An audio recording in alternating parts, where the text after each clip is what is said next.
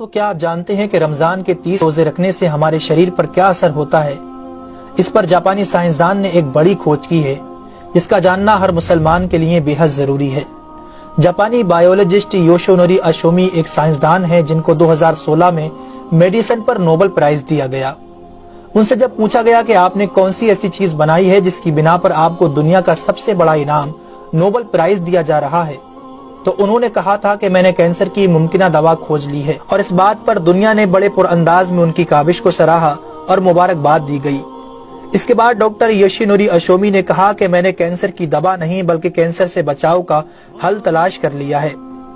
تو لوگوں نے ان سے پوچھا کہ بتائیے ایسا کیا کیا جائے کہ کینسر جیسے خطرناک مرض سے بچا جا سکے۔ تو انہوں نے کہا کہ جب ہم بھوکا رہتے ہیں تو ہماری باڈی میں موجود غذائیت ختم ہونے لگتی ہے، جس کی وجہ سے جسم بھوک محسوس کرتا ہے۔ اگر اس بھوک کے دوران جسم تک کھانا نہ پہنچے تو ہمارا جسم بھوک کی شدت کی وجہ سے اپنے اندر موجود ان زہریلے سیلز کو کھانا شروع کر دیتا ہے جو کینسر کا سبب بنتے ہیں۔ اس عمل کو میڈیکل کی لینگویج میں آٹوفیگی کہا جاتا ہے۔ اگر آپ چاہتے ہیں کہ آپ کا جسم ایسے بیمار سیلز سے پاک ہو تو آپ کو بھوکا رہنا چاہیے۔ جب ایسے سیلز مرنا شروع کر دیتے ہیں تو کینسر کا پرسنٹیج کم ہو جاتا ہے۔ اس کے بعد جاپانی سائنسدان سے پوچھا گیا کہ انسان کو سال بھر میں کتنے دن بھوکا رہنا چاہیے کہ اس میں کینسر نہ پایا جائے۔ تو انہوں نے کہا کہ اگر 20 سے 25 دن کم سے کم اور 9 سے 10 گھنٹے بھوکا رہا جائے تو اس کی باڈی ایسے تمام زہریلے سیلز کو کھا جائے گی اور اس میں کینسر نہیں ہوگا۔ اے میرے پیارے رب کریم، آج ہمیں سمجھ آیا کہ مومن پر روزے کیوں فرض کیے گئے، اور آج مجھے اس احادیث پاک کی بھی سمجھ آ گئی جس میں آپ صلی اللہ علیہ وسلم نے فرمایا کہ ہر شے کی زکوٰۃ ہے اور جسم کی زکوٰۃ روزہ ہے۔ سبحان اللہ! میں قربان جاؤں ایسے سچے دین پر جس نے عبادت کے اندر بھی بیماریوں کا علاج رکھا ہے۔ دوستو، اسلام وہ دین فطرت ہے جو زندگی کے ہر شعبے میں راہ اعتدال کی تعلیم دیتا ہے۔ اس لیے آج نہ صرف مغرب میں زیادہ کھانے کو ناپسند کیا جاتا ہے بلکہ اسے انسانی صحت کے لیے بھی نقصان دہ سمجھا جاتا ہے۔ اللہ تعالیٰ نے اپنے پیارے محبوب حضرت محمد صلی اللہ علیہ وسلم پر وحی نازل فرمائی، کھاؤ پیو اور حد سے نہ بڑھو، بے شک وہ حد سے بڑھنے والوں کو پسند نہیں فرماتا۔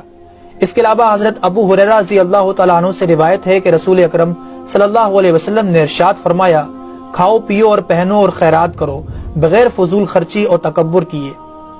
دوستو، انسان کو کھانے کی صرف تھوڑی سی مقدار کی ضرورت ہے جو انسانی جسم میں توانائی پیدا کر سکے، جتنی توانائی انسانی زندگی کے لیے ضروری ہے، اور جس سے اس کی صحت اچھی رہے اور وہ اپنی روزمرہ کی ذمہ داریاں پوری کر سکے۔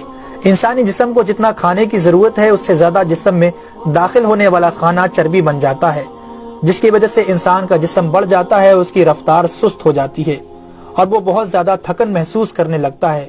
اس کے علاوہ انسانی جسم بہت سے امراض کا شکار بھی ہو جاتا ہے۔ اسی لیے اللہ تعالیٰ نے روزے فرض کیے تاکہ 11 مہینوں کے دوران کھانے پینے کی بے احتیاطی کا ازالہ ہو سکے۔ قرآن پاک میں اللہ تعالیٰ نے روزے رکھنے کا حکم ان الفاظ میں بیان فرمایا ہے، اے ایمان والو، تم پر روزے فرض کیے گئے جیسے کہ تم سے پہلوں پر روزے فرض کیے گئے تھے تاکہ تم پرہیزگار بن جاؤ۔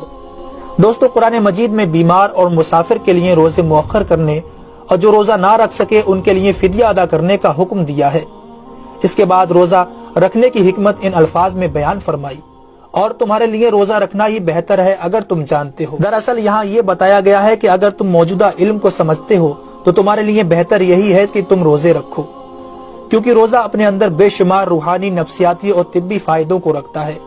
روزے کی طبی افادیت کی طرف نہایت مختصر مگر جامع اشارہ نبی اکرم صلی اللہ علیہ وسلم نے ان الفاظوں میں بیان فرمایا، روزے رکھو اور تندرست ہو جاؤ۔ اللہ رب العالمین ہم سب کو اس مہینے میں زیادہ سے زیادہ نیکیاں کرنے اور سارے روزے رکھنے کی توفیق عطا فرمائے، آمین ثم آمین۔ تو کیا آپ جانتے ہیں کہ رمضان کے